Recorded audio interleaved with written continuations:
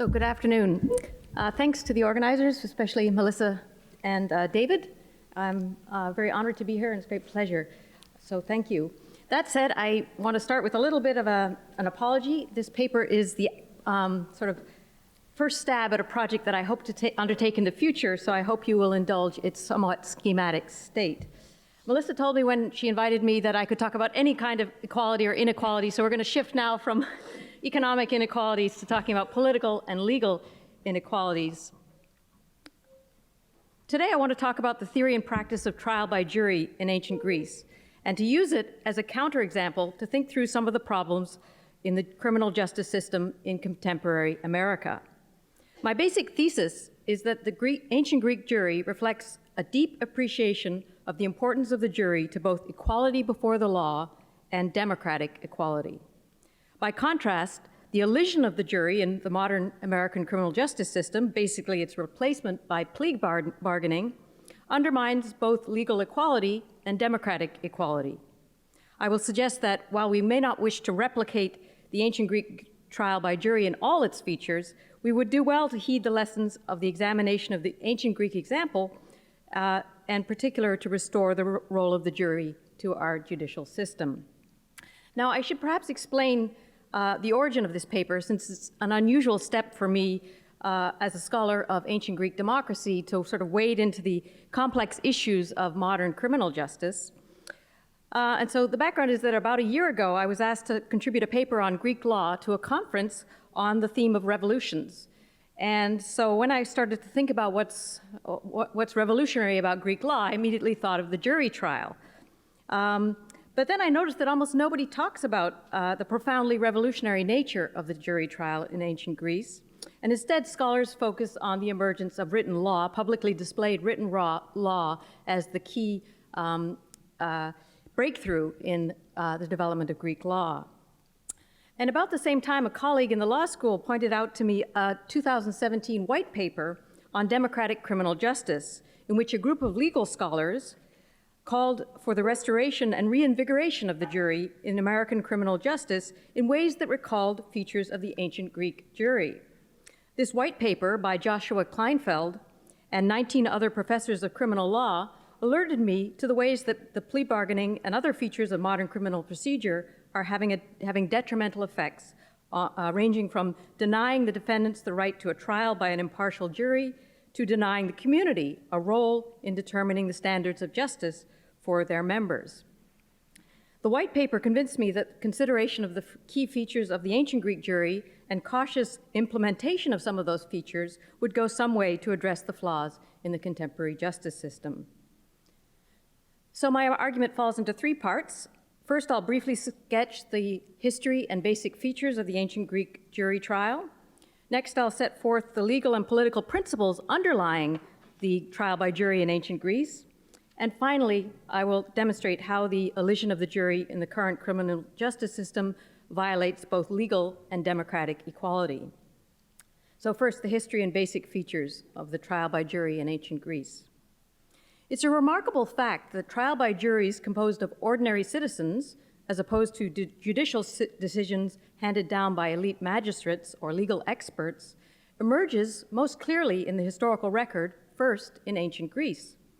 While there are traces of evidence for trials before popular juries in the ancient Near East, the jury trial system emerges in its most robust form only in archaic and classical Greece.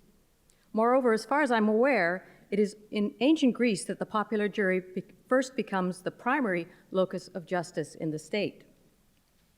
While the evidence is scanty, we can dimly trace the spread of popular juries in several Greek city-states in the 6th century BCE. Moreover, as far as we can tell, they seem to be a response to the oppression of ordinary people as a result of the harsh or even self-interested behavior of elite judicial officials. In essence, popular juries emerge as an attempt to provide more fair and impartial justice for ordinary citizens. As usual, it's at Athens that we have the clearest evidence for a popular court in late archaic Greece. According to Aristotle and the Aristotelian constitution of the Athenians, Solon established a popular court known as the Heliaia. Some scholars, such as Peter Rhodes, take a minimalist view of this institution, arguing that it was simply a judicial session of the popular assembly that was empowered to hear appeals from decisions made by magistrates. Others, such as Mogens Hansen, take a more expansive view, namely that the Heliaea was separate from the popular assembly and consisted of sworn jurors who heard not only appeals, but also new cases. There is textual evidence for each of these views, but all of our sources date to the 4th century, and hence scholars differ as to the degree to which they reflect, or their judgment as to the degree to which they reflect anachronistic assumptions about 6th century history. What is important for our purposes is that the Heliaea represents the first example of a formal popular role in the administration of justice in Athens. In other words, in Athens in Solon's time, that is about 594 BCE, we see the formalization of the role of the people as a court of appeal or even as a court of first instance. What prompted this innovation? We are lucky to know something of the context of Solon's reforms, thanks in part to the survival of fragments from some of Solon's own political poetry. Politicians wrote poetry in ancient Greece. We learn from these poems and later sources that there was severe civil strife in early 6th century Athens. It seems that many ordinary Athenians were undergoing economic difficulties, such that they were compelled to farm the lands of wealthier Athenians in a sharecropping arrangement. Moreover, many non-elite Athenians had contracted loans from the wealthy on the security of their own persons. If they failed to pay back these loans, they became slaves to their creditors. According to Solon's own poems, many Athenians were even sold into slavery abroad as a result of this practice. Solon's judicial reforms, including the right of appeal to a popular jury, must be seen in light of this crisis over debt bondage. One may imagine that many conflicts arose between elite landowners and ordinary Athenians over debt, interest payments, and enslavement.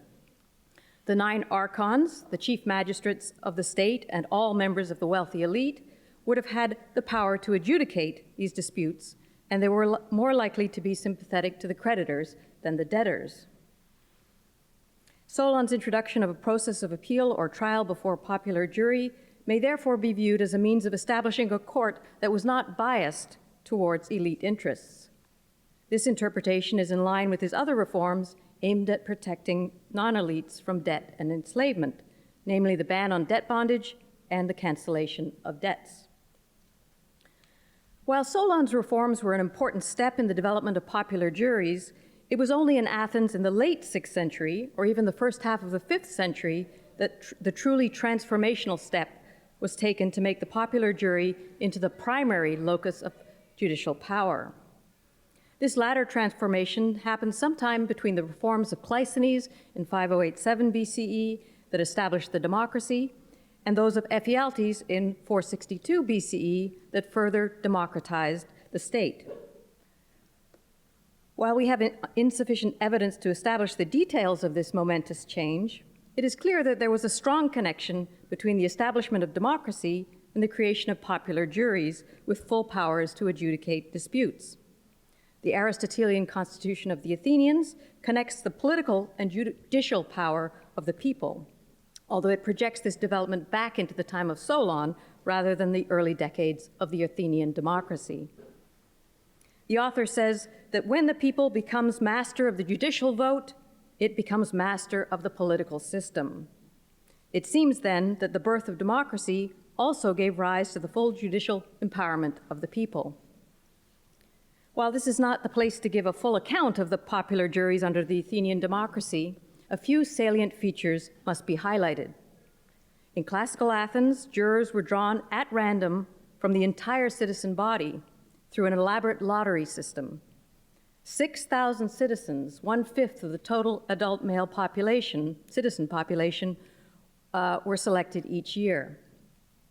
These citizens served on juries that ranged from 200 to 6,000 citizens. The vast majority of cases were heard by these popular juries. The only exceptions were homicide cases and commercial cases, each of which had more specialized judges and special rules, more strict rules of evidence in particular. Furthermore, while magistrates presided over the allotment of jurors to particular courts and ensured that procedures were followed in the court, they had no role in instructing the jurors on the law or in determining punishments.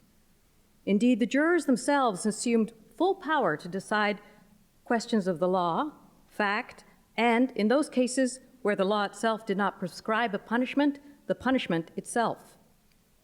Trials were held in public with a large crowd of spectators observing, and jurors did not deliberate after arguments were heard, and they voted by secret ballot.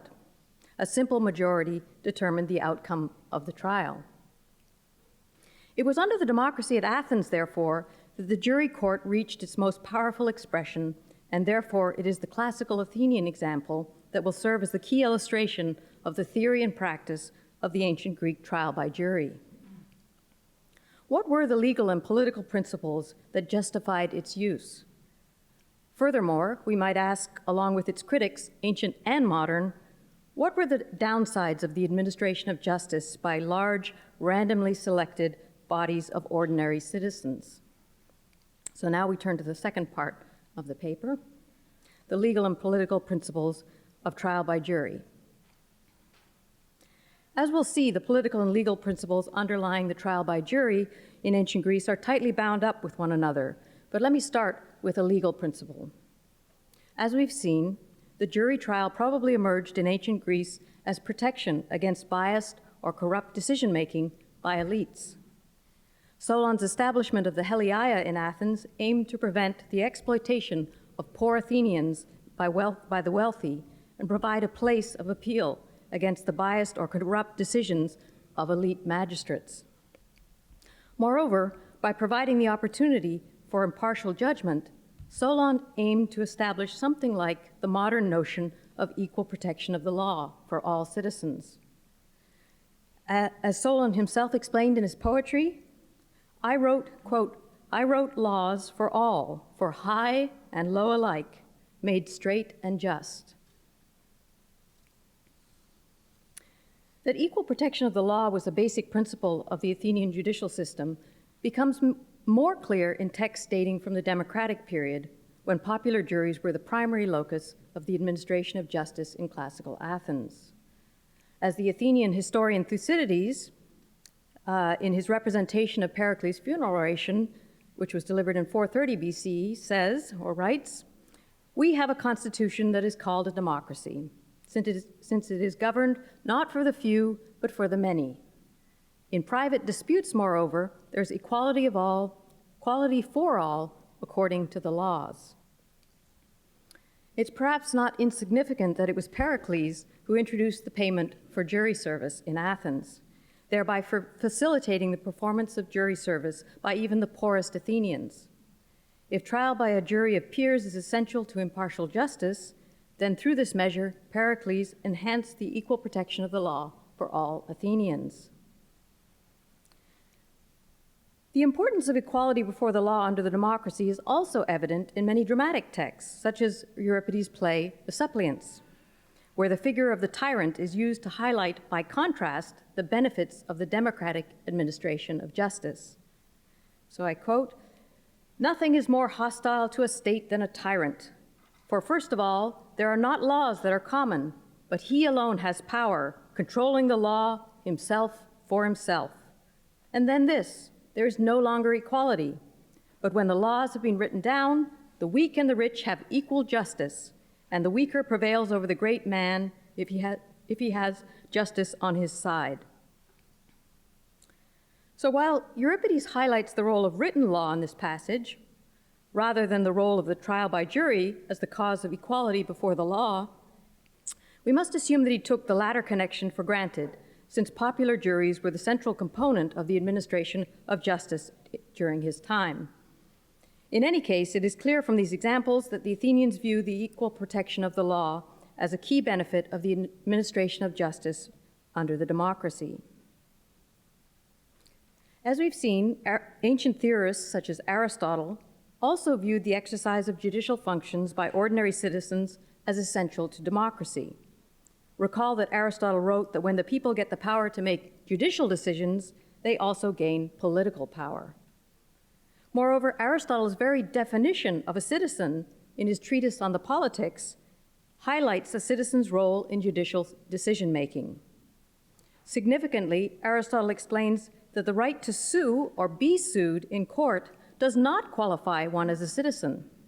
In Athens, he explains, non-citizen residents, medics, can go to court, but do not sit in judgment in the court. For Aristotle, only the participation in judicial and political decision-making qualifies one as a citizen. Indeed, Aristotle's definition of a citizen is one who participates in judicial decision-making and office. As he goes on to explain, by office, he includes deliberation and voting in the political assembly. And slightly later, he simplifies this definition of citizenship to one who has the right to participate in deliberative and judicial office.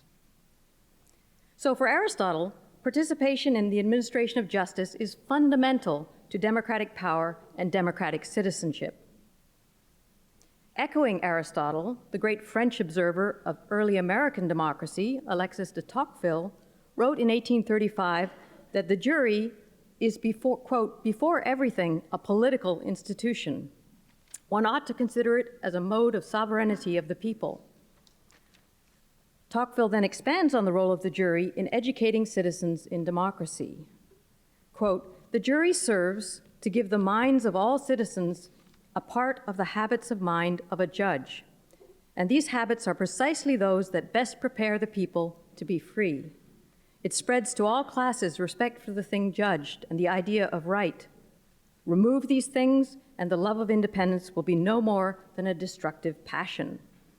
It teaches men the practice of equity. Each, in judging his neighbor, thinks that he could be judged in turn. End quote. Tocqueville's loquacious praise of the American jury culminates in the simile of a school, as he writes, the jury serves incredibly to form the judgment and augment the natural enlightenment of the people.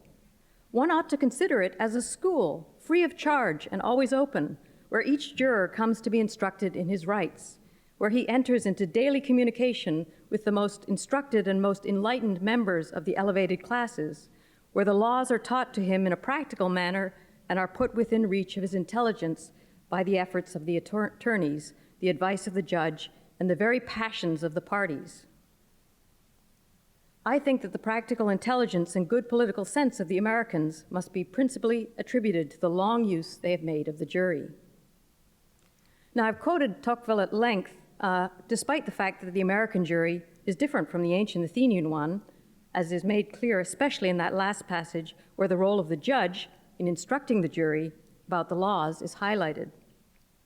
Nevertheless, I suggest that while there were no legal experts in the Athenian courtroom, service on the jury served a similar role in educating the citizens about their rights and responsibilities, collective notions of fairness, the law, and practical judgment. Indeed, many scholars, perhaps not least of all Josiah Ober, have observed that the collective administration of justice in Athens provided an education in the ideals and practice of self-government. Another principle of Athenian judicial practice may be derived from the fact that the jurors were selected randomly from the entire citizen body. Such a practice, as Melissa Schwartzberg has emphasized in a recent article, assumes that all citizens are equally competent to render judgment.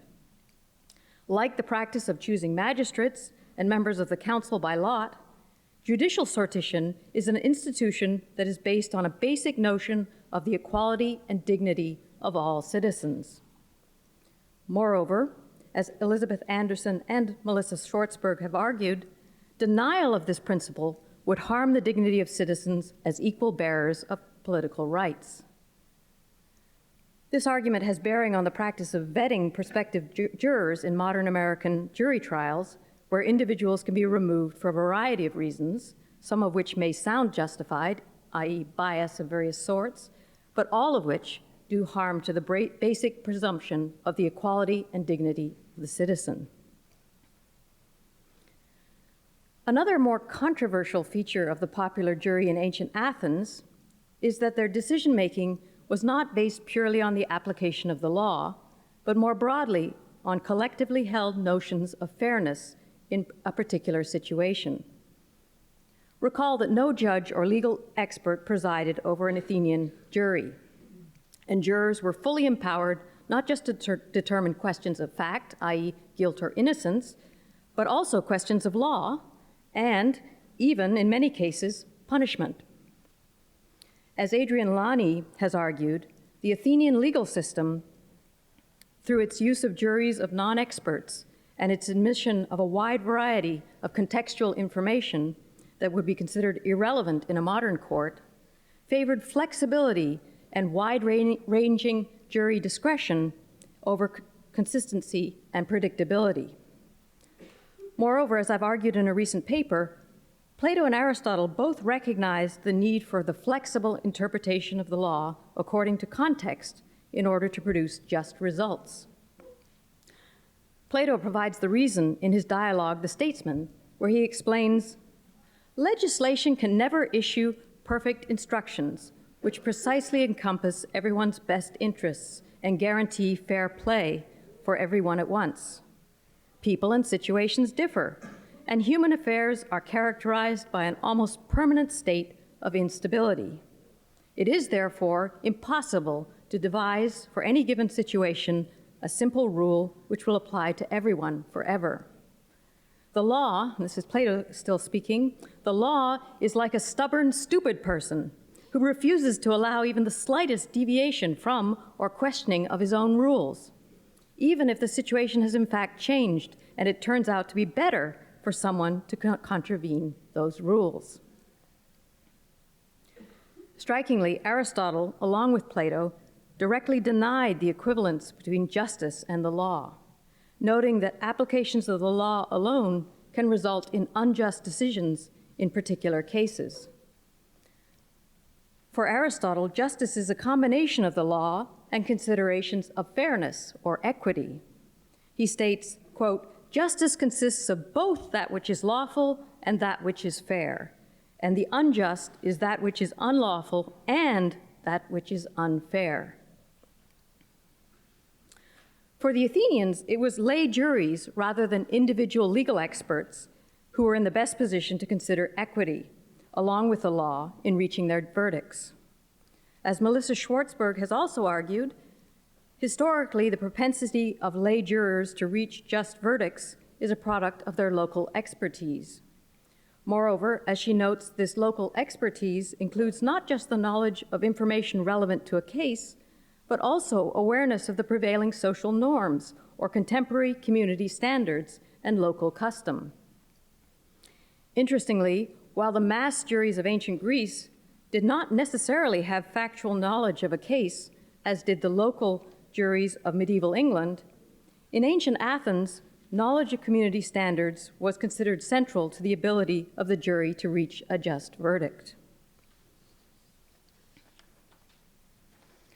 A related point is that jury verdicts seem to, in general, be more lenient than decisions by elite magistrates or legal experts. This result may be because juries provided a fairer or more empathetic hearing to defendants. Whatever the reason, Aristotle and other sources comment on the leniency, the praotes, and humanity, philanthropia, of the Athenian people under the democracy. These qualities are observed in our ancient sources despite certain high-profile cases, such as the punishment of the Arginusi generals who were condemned to death collectively by popular vote in 405, and the execution of Socrates after his trial by a popular jury in 399. While some modern commentators base their critiques of Athenian democracy on these notorious cases, others have observed that they were outliers, and in particular, that the Arginusi generals were not given a proper jury trial as individuals, and hence this case is not characteristic of the justice dispensed in the popular courts in Athens. Comparatively speaking, we might further note that early English juries showed a marked tendency towards mercy in capital cases, and that mildness characterized American criminal justice from its beginnings through 1970, according to Joshua Kleinfeld. Moreover, the phenomenon of jury nullification, when jurors produce a verdict of not guilty if they disagree with the law, either because they believe it is not constitutional or inhumane or do not agree with the punishment, is a modern example of this feature of popular juries. Finally, we might observe that the involvement of ordinary citizens in the administration of justice creates buy-in to the system. This is because judgment by one's own kind leads to acceptance of the decision, and it legitimizes the judicial process. As Dawson writes in his magisterial history of lay juries, popular juries are, quote, a means of adjusting the law to the purposes and convictions of the community at large. By doing so, they decrease the distance between the system and the individual and create faith in the system. Now, before turning to a direct comparison with the role of the jury in modern American criminal justice, it is perhaps worth airing a few of the critiques of the ancient Athenian judicial system. A few points stand out among many possible criticisms. First, the use of ordinary citizens rather than legal experts and the wide scope given to the ancient Athenian popular jury to consider broad social context meant that verdicts were unpredictable, thus creating legal uncertainty. Insofar as the predictable application of the law is central to modern notions of the rule of law, the use of popular juries appears to detract from its achievement of this key modern legal ideal. The large size of the ancient jury, moreover, while having the positive effect of diluting the impact of any potential personal bias amongst the jurors, contributed to the theatrical atmosphere of jury trials in Athens, where rhetoric might persuade jurors to vote according to their emotions rather than to reasoned application of the law and notions of fairness. Furthermore, large popular juries might fall prey to ideological manipulation that might undermine the impartial administration of justice. A further downside of popular juries is the enormous expenditure of effort that detracts from the time that an individual citizen can spend on his or her private affairs. In ancient Athens, jurors were chosen from those male citizens who were above 30 years of age and who had volunteered their services. There was no mandatory jury service, and jurors were paid a small but significant daily stipend. There is no indication that the Athenians had trouble finding enough citizens to man their courts, and this is no mean feat, since each year 6,000 citizens out of a total male population of approximately 30,000 citizens served as jurors. The equivalent ratio for modern America would be 47 million out of some 235 million voting age Americans. Granted, modern criminal juries are much smaller than the average Athenian jury, which numbered from 250 to 500 citizens. Nevertheless, the personal and economic cost of the use of juries is a factor to be weighed in the assessment of their value. Now, I don't have time to respond to these criticisms in full today, but it's perhaps worth briefly noting several factors which might mitigate the bite of these criticisms. First, ancient Athenian jurors swore a judicial oath that required them, above all, to decide cases according to the law, and where no law exists, to decide according to their best judgment. This oath, I suggest, helped moderate the jurors' own discretion and hence the uncertainty of the legal process by requiring jurors to balance their use of their own judgment with the law itself. Secondly, while the point about citizen time is well taken, I suggest, along with Elizabeth Anderson and Melissa and Tocqueville, that the loss to private interests is more than compensated by the benefits of equal dignity, as well as the exercise and education in democratic citizenship. Okay, and the last little bit, I just want to turn to modern criminal justice. So let's think of the implications of the ancient Greek case study for thinking through some of the problems of criminal justice in contemporary US. While critiques of the contemporary US system are many and complex, one strand highlights the declining role of the jury trial. This is because, according to Joshua Kleinfeld, more than 95% of felony cases are now resolved by a guilty plea, typically as a result of a plea bargain. This development reflects the primary role of the prosecutor, who drives the plea bargain process, which occurs behind closed doors with only professional legal experts in the room, a judge, a prosecutor, and a defense attorney. As Kleinfeld puts it, quote, "The whole apparatus assumed in the Constitution, the apparatus of trial, jury, judge, and press, disappears. The democratic public disappears. In a sense, adjudication disappears. In its place is just an unmarked door opening onto a windowless room, two lawyers within striking a deal." End quote. So let's briefly remind ourselves of some of the legal and political principles of the trial by jury in ancient Greece in order to illustrate in what ways the US system falls short. So first, jury trials provide protection against biased decision-making by elites or other dominant groups in society and ensure equal protection of the law for all citizens. Many studies have shown how systemic bias in the form of racism is denying justice to Black and Hispanic Americans who are being incarcerated at rates in far excess of their proportion of the population. The system of plea bargaining, along with other factors such as racial profiling in policing, rigid sentencing rules, is contributing to this injustice at the heart of our society. A reintroduction of juries composed of a cross-section of the community, as opposed to plea bargaining behind closed doors, would provide more accountability, especially for prosecutors, and could be a step towards creating a more impartial system of justice.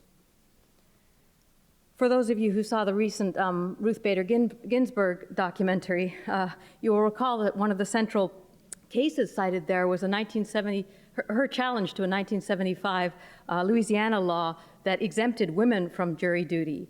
She successfully challenged this on the basis that it was essentially going to deprive women of equality before the law insofar as they would be heard by juries that would have no representation of women. So that's the first thing, biased decision-making, unequal protection of the law. Second, communal participation on juries instantiates democratic equality and the dignity of all citizens and provides an education in democracy for ordinary citizens. So the reduction of the role of the jury trial in the American criminal justice provides diminished opportunities for ordinary citizens to participate in and gain an education in self-government by reducing exposure to the rights, laws, and notions of fairness by which a democratic society regulates itself. 3, the use of juries leads to more flexible application of the law in ways that are in line with community notions of fairness. The current system is out of touch with communal notions of fairness since judges apply rigid sentencing rules which, in the words of Richard Posner, quote, buy political neutrality and a type of objectivity at the cost of substantive justice. 4, communal participation on juries provides legitimacy to the system. The current system of plea bargaining behind closed doors cuts off the system from the community and makes the dispensation of justice part of an alien and, for some groups, an oppressive force. So on the basis of these and other points, a group of modern legal scholars proposed reintroducing the jury into the criminal process wherever reasonably possible, including at the investigative, charging, trial, and sentencing phases of criminal procedure. These scholars even suggest that juries should play a role in determining not just questions of fact, but, just like the ancient Greek jury, also questions of law and punishment. In this way, they argue, the interpretation of the law and the imposition of punishment will reflect community views of justice and be consistent with social norms. Moreover, insofar as plea bargaining persists, they argue that juries should have a supervisory authority over the outcome of the plea process. Finally, it's significant that these legal scholars re-envision the jury in other ways that bring it closer to the ancient Greek jury, not only in its authority over questions of law and punishment, but also in its larger size and random selection rather than the exclusion of certain categories of individuals, for example, convicted felons, and extreme vetting that often occurs in the formation of juries today. Recall that the ancient Greek juries were randomly selected from the entire citizen body and numbered in the hundreds. Random selection and large size help moderate any potential biases. More importantly, random selection ensures representation by a cross-section of the community in a way that not only favors a just outcome, as Melissa Schwartzberg has argued, but also secures equal protection of the law for all citizens. In this regard, Kleinfeld and his collaborators write, quote, "Practices of excluding citizens from juries should be reduced in favor of a presumption of random selection and inclusion." They further write that equal citizenship should be a foundational principle of criminal justice. The principle of equal citizenship requires, but is not limited to, fairness and functionally equal rights across lines of race and wealth, and applies to the substance of criminal law, the enforcement of criminal law, and criminal procedure and sentencing. Judges should broadly and vigorously interpret and apply the Equal Protection Clause of the United States Constitution to uphold the principle of equal citizenship throughout criminal justice. The basis of this proposed reform, therefore, is the idea of democratic equality and equal protection of the law. In other words, precisely the principles upon which the ancient Greek jury trial was based. So as I mentioned at the beginning of this paper, this is just an outline of a project I'd like to undertake in the future. There's a lot more that needs to be explored, but in the meantime, I welcome your responses. Thank you. Thank you.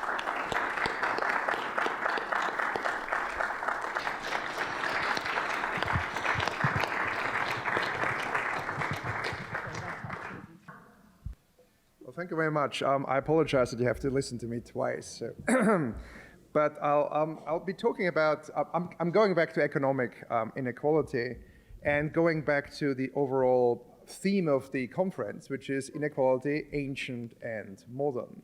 And there are two ways of talking about this. One is what I did last night, trying to craft some kind of semi-coherent narrative out of ancient and medieval and more recent contemporary history. The other approach, which I'll take today, is to more explicitly compare and contrast ancient and modern economic inequalities. And that turns out to be easier said than done. So about a decade ago, I published an article in the Journal of Roman Studies trying to estimate, as far as that is possible, the GDP of the Roman Empire and the overall distribution of income and wealth, obviously within considerable margins of error. And amazingly, this was picked up by the Huffington Post, which I don't know who at the Huffington Post reads the Journal of Roman Studies. That's a very unexpected kind of development. And what we found in this, what we argued, is that very broadly speaking, the Gini coefficient, I'll get to that in a moment because it hasn't actually come up yet in this conference, the standard metric of income inequality in the Roman Empire was slightly higher than what it is in the United States today.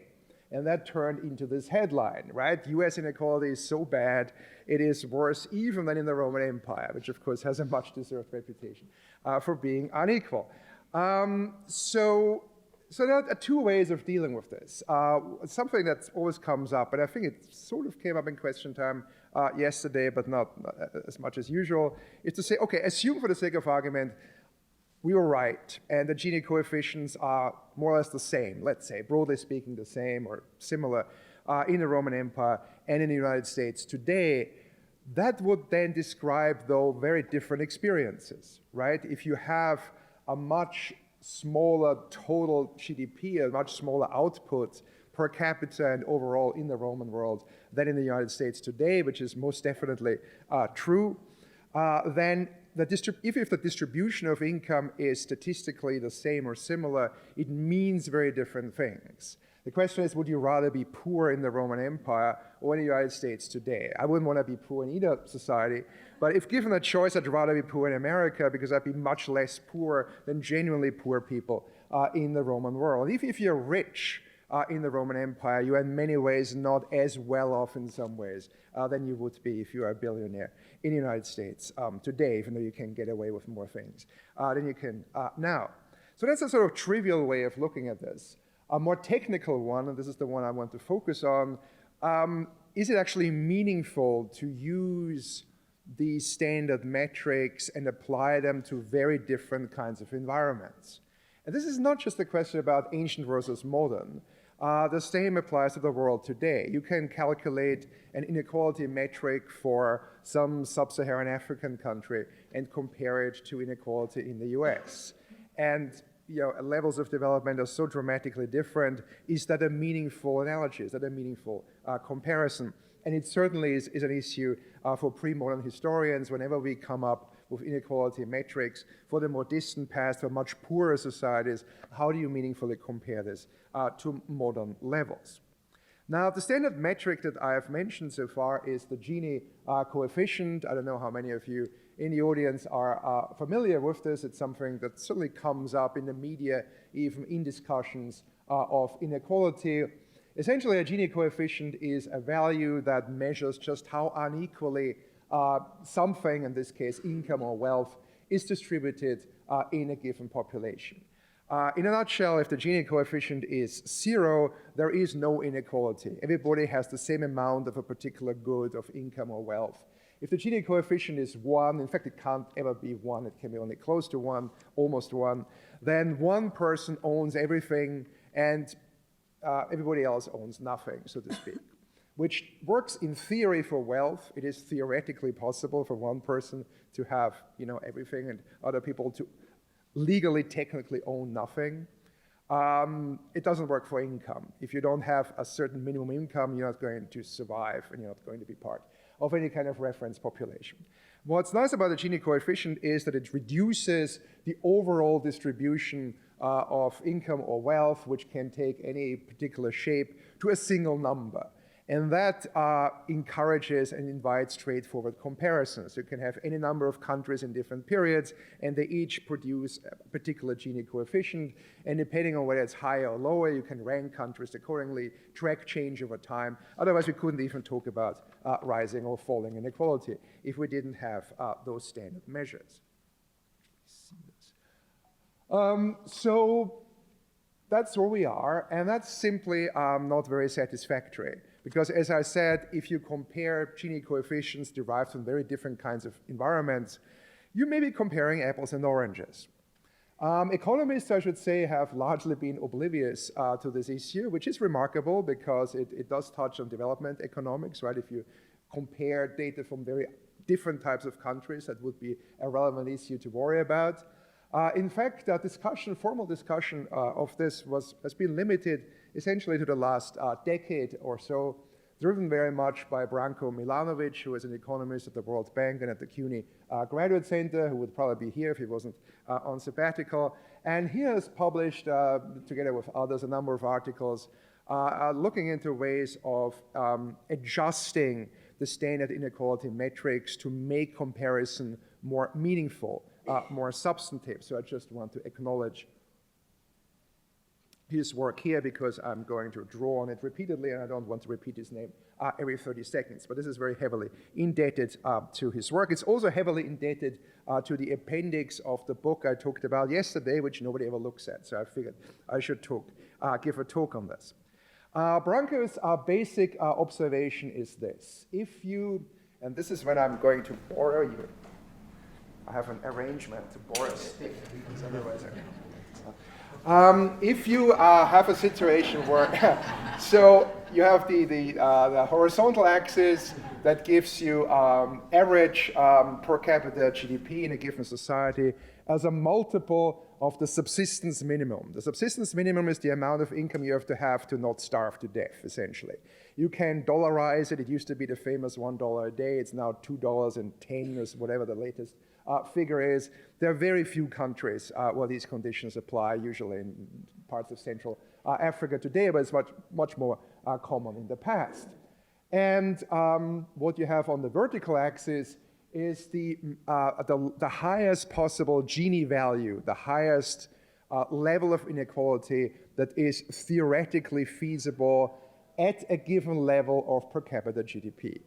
Now, what do I mean by this? Assume a society in which total output is just enough to keep every single member of that society going. So average per capita GDP is minimum subsistence. In that society, there can't really be any inequality, because if one person has a little more, another person has a little less, and will starve to death and die and leave the population. And you go back to square one. So for this reason, if the average income equals minimum subsistence, the maximum possible Gini is 0. There has to be perfect equality. Of course, such a society has never actually existed. Even among hunter-gatherers, destitution would not be that entrenched. Now, assume a society where average output is twice minimum subsistence. In this case, if that society is very unfair, one person could capture half of total output, half of total income, and everybody else would live at bare minimum subsistence. In this case, the maximum possible Gini would be 0.5. It could not be higher than that. So any kind of real-life variation would have to be between 0 and 0.5, not between 0 and 1. Never mind if such a system is feasible. It's certainly not politically feasible, but theoretically speaking. Once you are at, let's say, 5 times minimum subsistence, in theory, one person could have 80% of total income if everybody else is dirt poor. If you're in the US, where mean capita GDP is about 100 times minimum subsistence today, one person, like Jeff Bezos, could in theory have 99% of all income, and everybody else would be incredibly poor. Again, that's not a realistic scenario, but it's a theoretical maximum. As a result of this, you get the line here that eventually approximates 1. But this slide here really describes most of known history. For thousands of years, all societies that ever existed would have inhabited this particular space here, where average output was somewhere between twice minimum subsistence and 3, 4, 5 times. It doesn't really matter. All the way up essentially into the early modern period, even in Western Europe. So for pre-modern historians, this is the salient part of the distribution, where the maximum Gini is nowhere near 1. Even though every textbook will tell you the maximum Gini is 1, that's just simply not the case for most of history.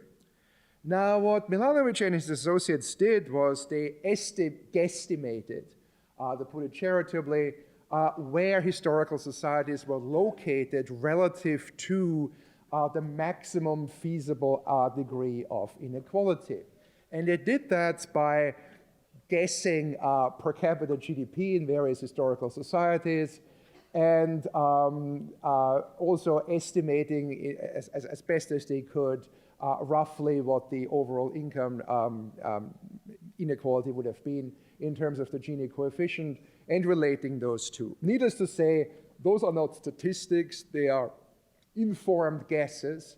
But what's nice about them is you can see that in many, many cases, these early societies would cluster very closely to the maximum degree of inequality that was theoretically feasible. Those societies are very poor. Their average per capita income is 2 or 3 times minimum subsistence, which is the classic pattern for most of history.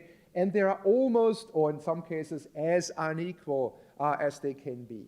Some are beyond the frontier. That's probably just because the data are poor. It's more realistically somewhere around here, where observed inequality is not that much lower than what could have been achieved in theory, which means there are a very small number of people who capture a whole lot of surplus income, and almost everybody else is very poor. There is no substantial middle class. That's certainly a scenario that describes many historical societies.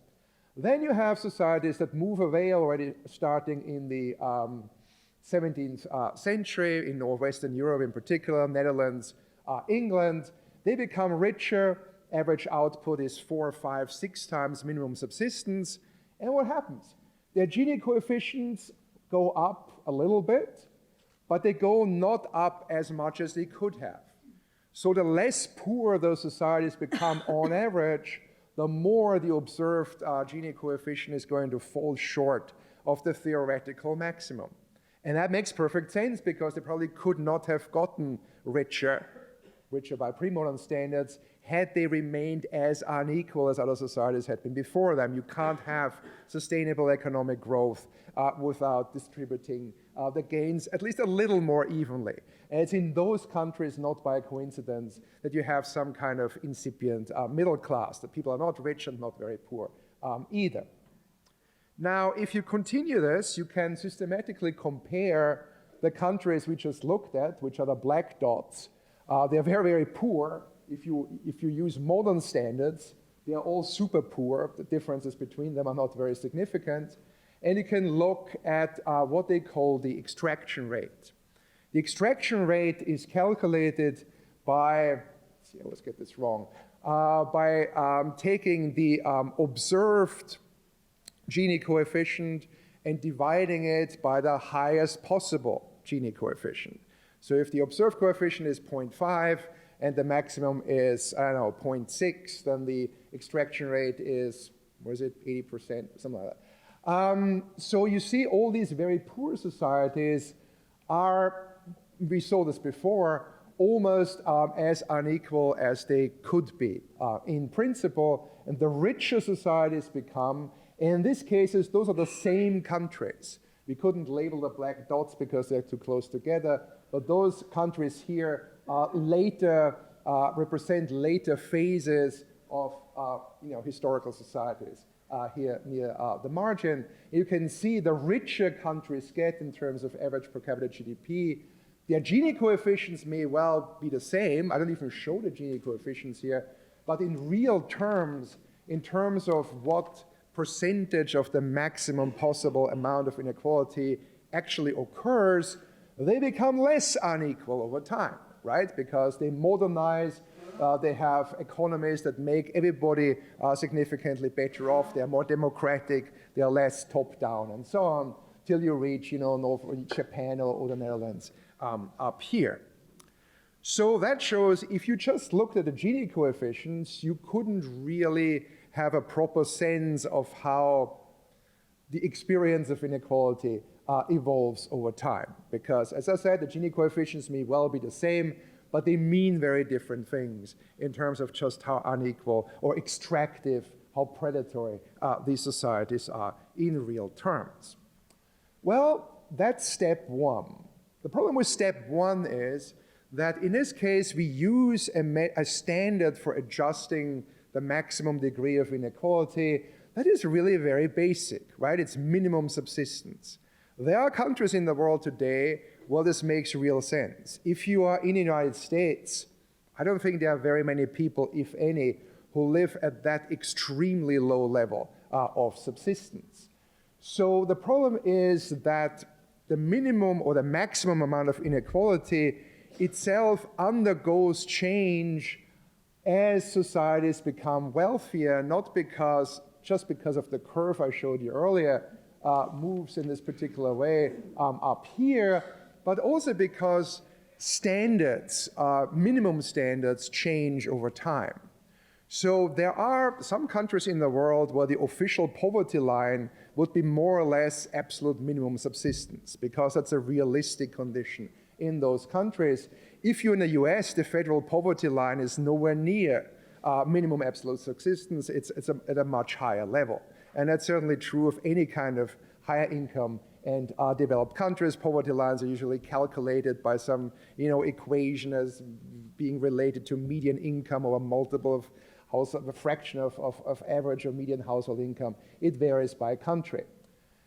Now, this is not a modern phenomenon. Adam Smith famously said that a person is really poor who can't afford leather shoes and a linen shirt. If you can't afford leather shoes and a linen shirt, you can't show yourself in the street because people would look at you funny and you're not a proper member of society.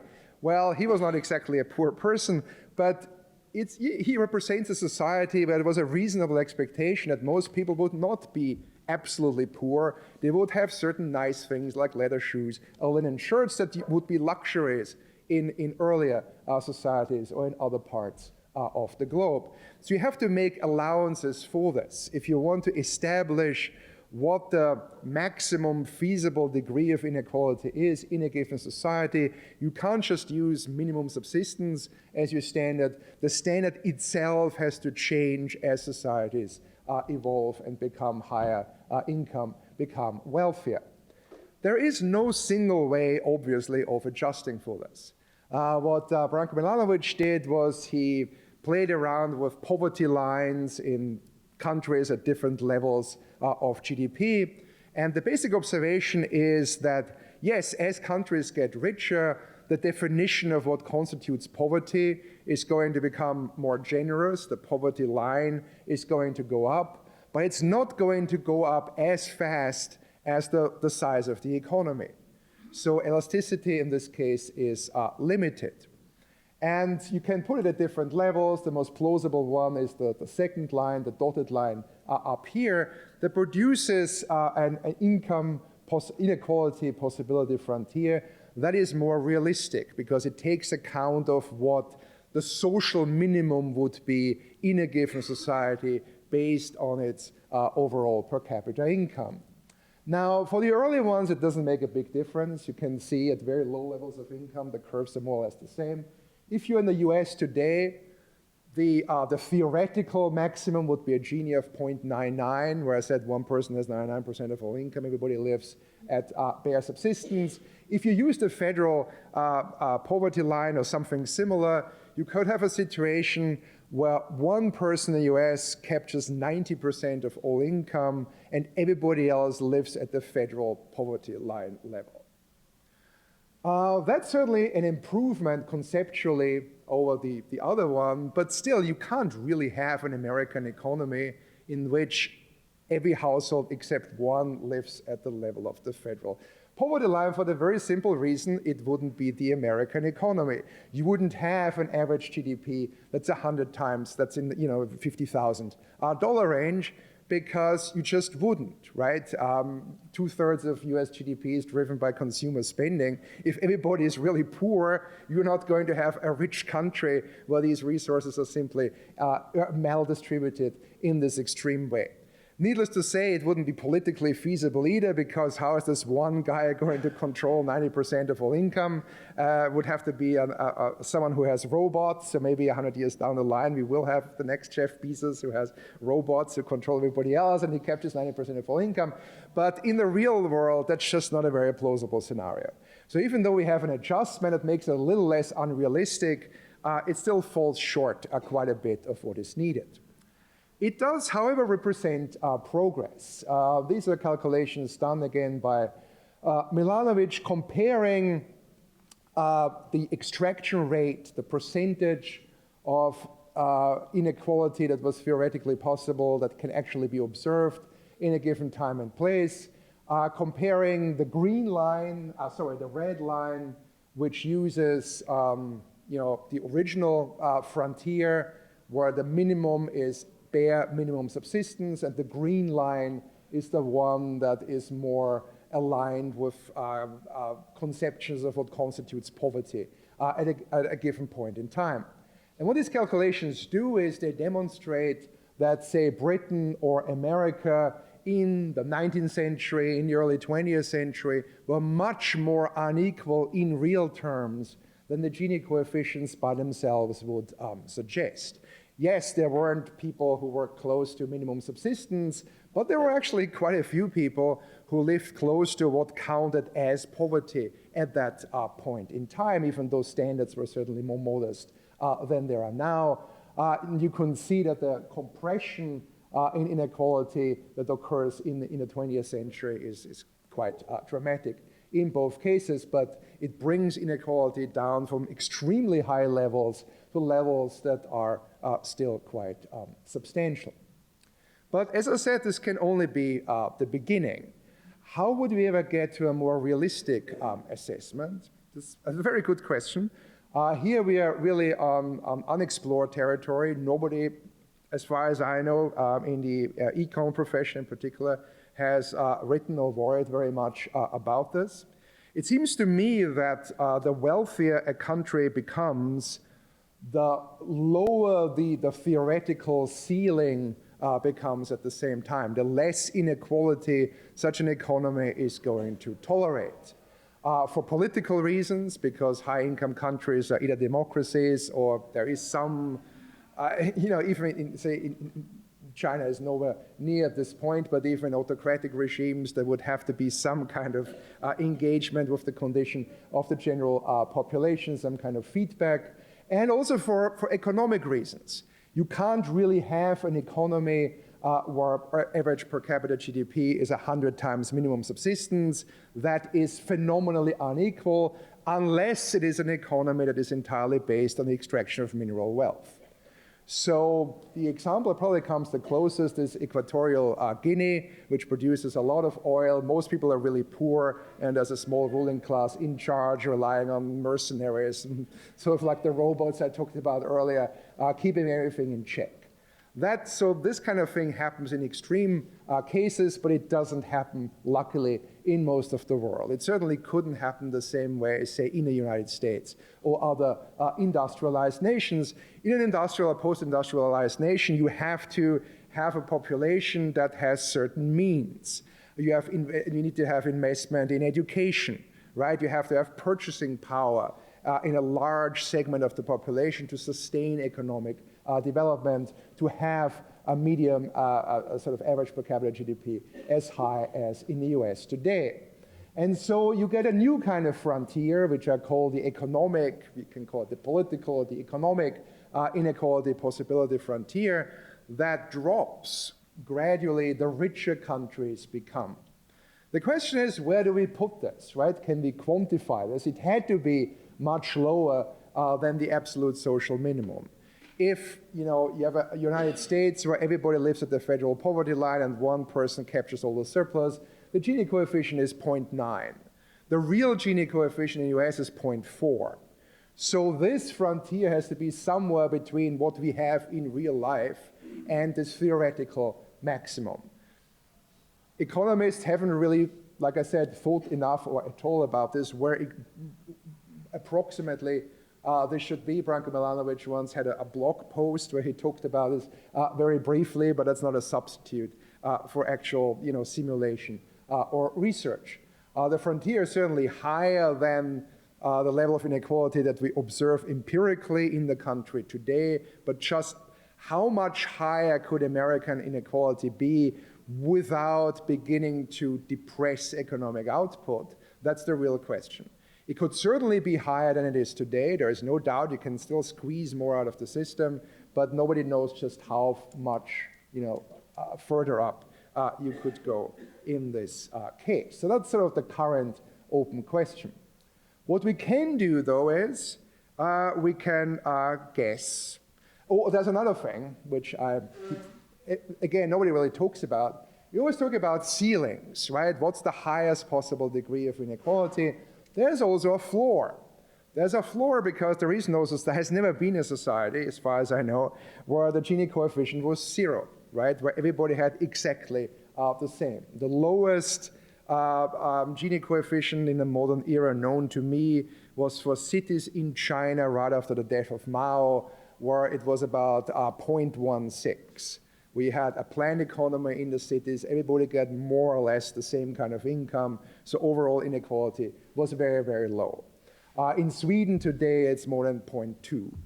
So in the US, it's closer to 0.4. So that gives you an idea. There had to be a floor somewhere. Nobody knows where it is. It has to be at least 0.1. It's probably more than that. And that means that actual variation in inequality takes place within a space that is much narrower than the textbook space between 0 and 1. Inequality will never be 0, and it can't come anywhere near 1 if you're in a modern society. And so the standard way of calculating these indices doesn't make a whole lot of sense. Whatever Gini you come up with has to be related to both the floor and the ceiling that is plausible, that is realistic, in a particular system of production and distribution at a given level of average per capita GDP. And so the scope, the leeway for variation is much lower than the textbook case would suggest. Just to demonstrate what I just talked about, I look at 3 examples, the US today, Sweden today, and of course we have to come back to the Roman Empire. In those cases, I assume very schematically a floor, that inequality could not have been less than a Gini coefficient of 0.1, which is already almost complete equality, was probably higher than that. Then we look at the observed or estimated Ginis, about, what is it, under 2.2 something in Sweden, close to 0.4 in the US, maybe a little higher in the Roman Empire, coming back to the headline I showed you earlier. But then we have to relate those to the ceiling. Turns out, remarkably, ceilings are actually quite similar now if we use the adjusted frontier as it changes over time. So in the Roman Empire, the Gini coefficient could not have been higher than, 0.6, 0.7, because, well, Roman society was very poor. And average output was only maybe 2.5 times, or whatever it was, minimum bare subsistence. In the US today, or in Sweden, the theoretical maximum is 0.9 or 0.99, but not really, right? If you apply some kind of common sense, you can guess maybe 0.6, 0.7. There are various complicated reasons for picking those particular figures. It turns out, therefore, that even though Sweden and the US are much richer than the Roman Empire was, the maximum ceiling, the highest ceiling, is more or less the same. And that means you can now calculate the extraction rate, the percentage, the proportion of inequality that was possible that is actually being observed. In Sweden, about half of the maximum amount of inequality that's possible realistically is being observed. So that's a pretty egalitarian kind of system. In the US, it's closer to 0.8 something. So in those terms, the US is pretty unequal. It could be a little more unequal, but maybe not much more unequal before it would stop being the US, and you would have the existing current consumer-based economy. And in the Roman Empire, the extraction rate is probably higher still. It's maybe closer to 90%. But of course, the margin of error for the Roman Empire is also much closer. So this, in a way, redeems the original headline. If you're very literal-minded, you could say Roman Empire is still more unequal than the United States. The real difference, of course, is between Sweden on the one hand and the US and the Roman Empire on the other. The advantage of this is that it makes it possible for the first time to compare inequality metrics meaningfully across a range of very different societies. You could substitute, I don't know, South Sudan, let's say, or Congo for the Roman Empire, right? And you could then undertake a meaningful comparison between inequality metrics in those places and high-income industrialized countries. And you would no longer depend on just a single metric that means different things in different places. If you adjust it meaningfully, you end up with comparisons that are more sustainable, that tell you more about the extent of inequality and extraction, as they call it, under different circumstances. And I guess that's all I have. So I hope this wasn't too technical, but it was just an attempt to show how to go about meaningfully comparing the ancient, the pre-modern, the rich, and the poor. And this is very much work in progress, right? I would very much like economists to weigh in on this and come up with a better way of establishing what the likely maxima are, which would then give us a better idea of just how bad the situation has become in the United States, which you can't really tell based on the standard metrics alone. Thank you.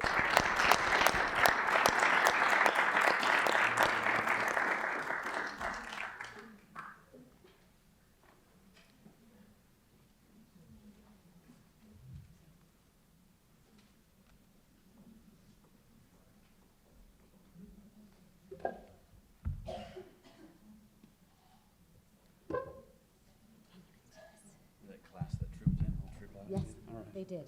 You want to sit? Do you want to sit? How do you?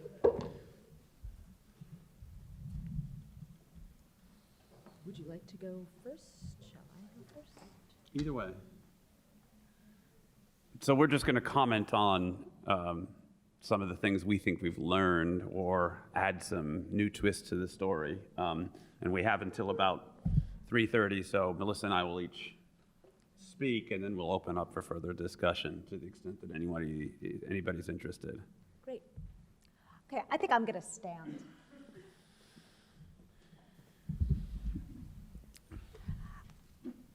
So from my perspective, I thought that there were three sort of important themes about the relationship of political inequality to any economic inequality that came out over the last day and a half.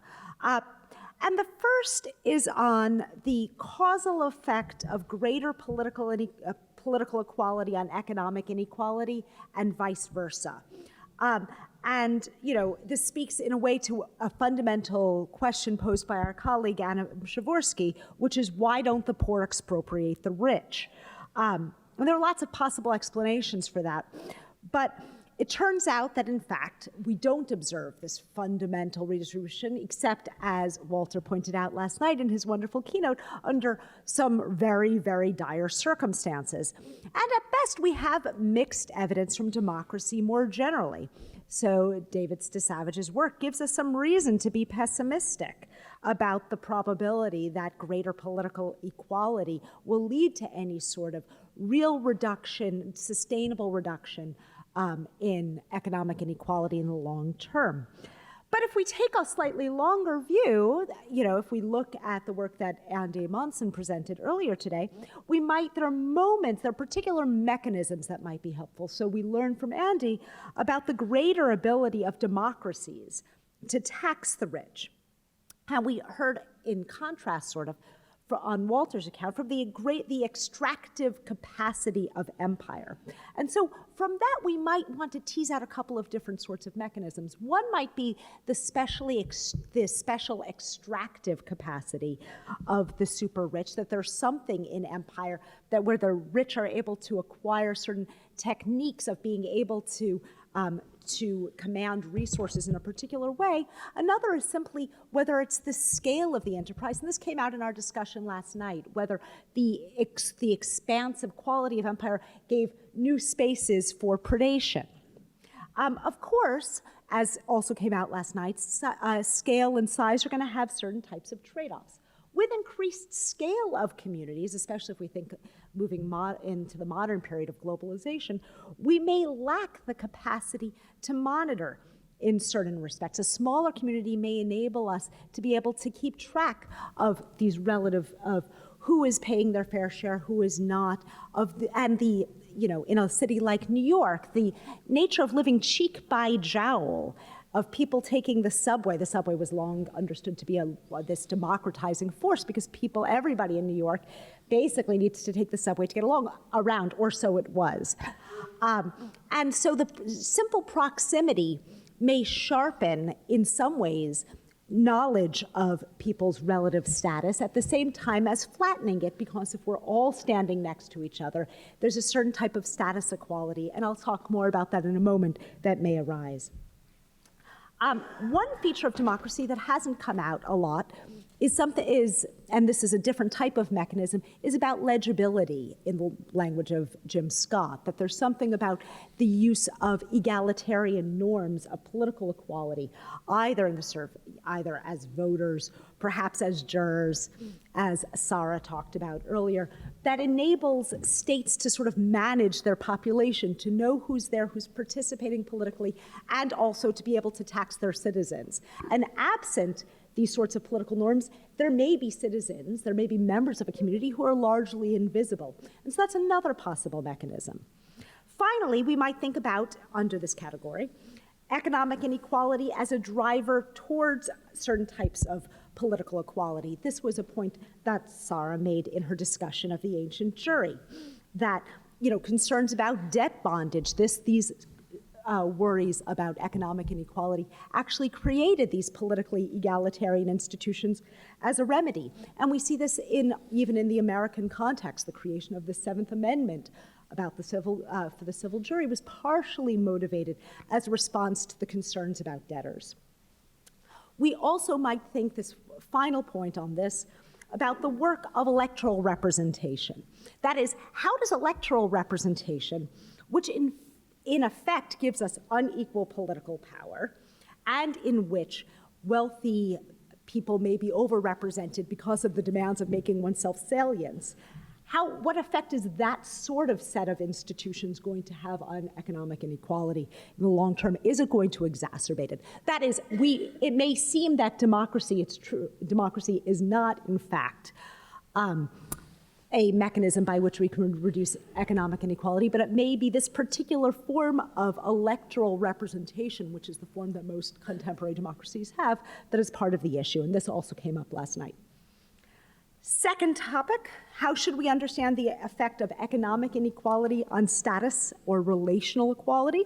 Well, we heard some evidence from Dorothea earlier that even when the rich might be able to be induced to redistribute or to contribute to public works through liturgies or aisphori, they might still be doing so as a means of indicating or reaffirming their special standing in a political community. And this might be at odds, as we saw in 4th century Athens, with commitments to political equality of a wide sort.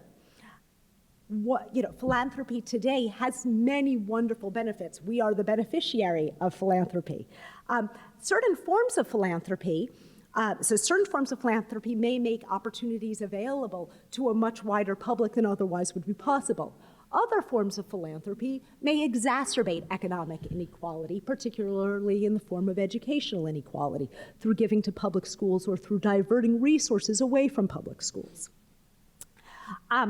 More generally, we might think about the worry of economic inequality, the relationship of economic inequality to status-based forms of resentment, and this is work that David Williams pointed us to.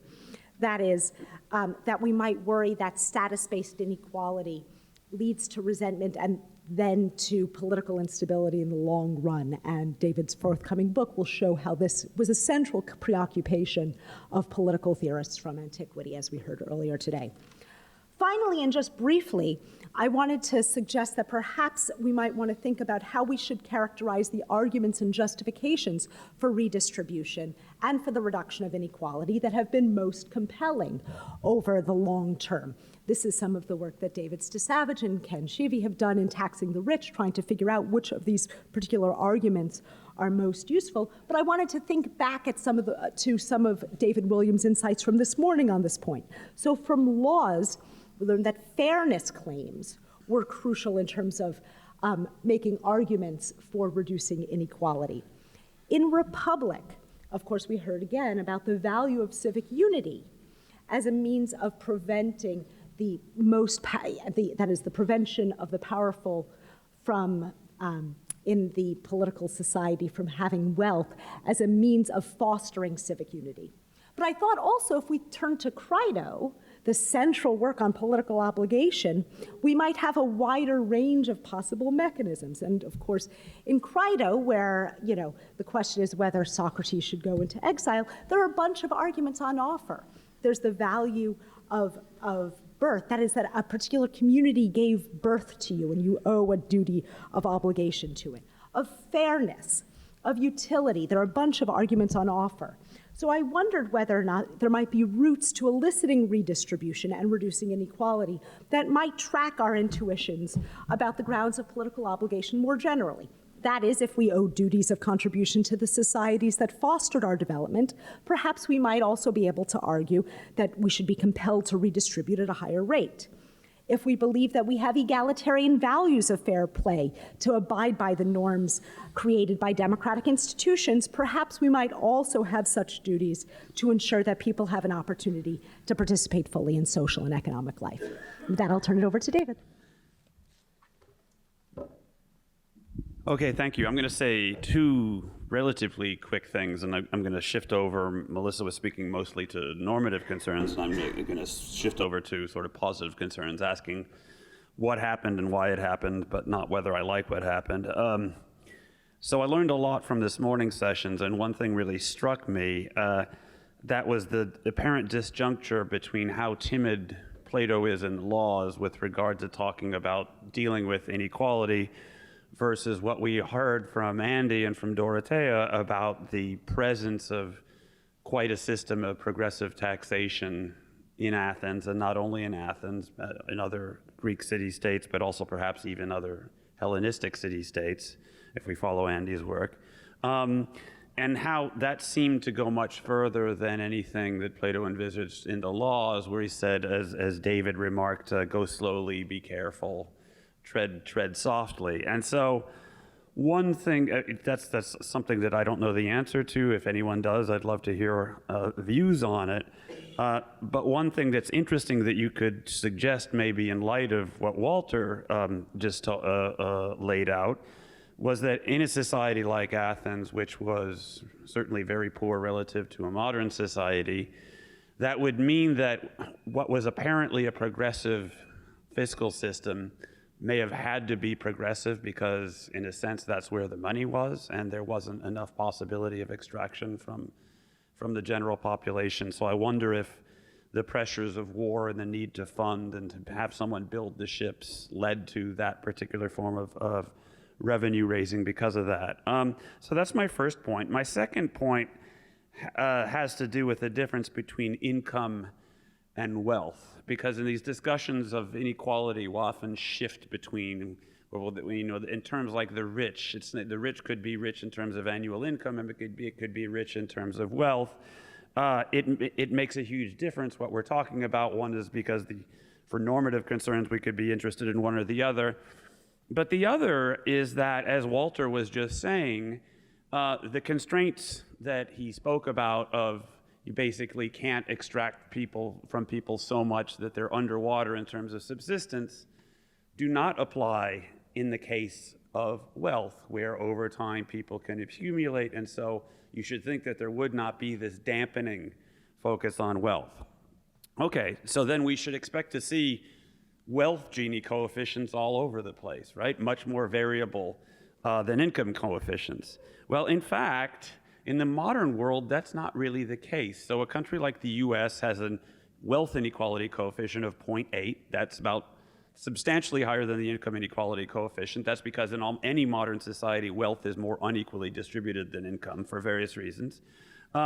But the most equal modern society in terms of wealth is Japan, that has a wealth Gini coefficient of 0.55. So there's not a dramatic difference, and you can look at all countries for which we have survey-based wealth measures are sort of fit into a fairly narrow band. Now, this is a bit speculative, but one of the interesting things is that we have some new data coming online about ancient wealth inequality in a variety of societies. And it's using a measure that Walter referred to last night in his talk, where this was a measure of wealth inequality in the Roman Republic and in the Roman Empire, based, if I'm not mistaken, on looking at the floor plans of houses and seeing how unequal they were, basically. And we rose from something like in the Republic from 0.4 to 0.6 and change under the Empire. Well, Tim Kohler and Michael Smith, two archaeologists, have just compiled a data set covering a broad set of ancient societies and early societies, where they look at the wealth Gini measure using this, and they observe tremendous differentiation from Teotihuacan based on this measure, has a Gini coefficient of only 0.1, whereas Pompeii and Herculaneum, just prior to the eruption of Mount Vesuvius, have Gini coefficients of 0.8, so something like you'd see in terms of wealth in the US today. So I don't have an answer to that question, but for me it's a fascinating one. Why, apparently, if you believe those statistics and those map into the Gini fairly well, then why was there apparently so much greater diversity in wealth inequality in early societies than there is in modern societies today? Thank you.